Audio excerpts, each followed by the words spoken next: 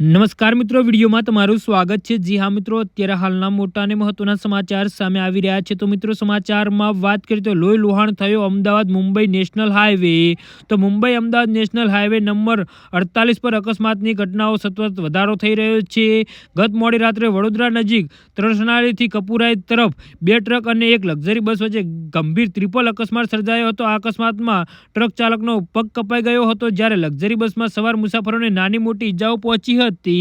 તો અકસ્માતની જાણ થતાં જ 108 એમ્બ્યુલન્સ અને પોલીસ ટીમ તાત્કાલિક ઘટના સ્થળે પહોંચી હતી અને ઈજાગ્રસ્તોને સારવાર માટે નજીકની હોસ્પિટલ ખસેડવામાં આવ્યા છે। સદનસીબે આ ઘટનામાં કોઈ જાનહાનિ થઈ નથી, પરંતુ અકસ્માતના કારણે હાઈવે પર અફરાતફરીનો માહોલ સર્જાયો હતો।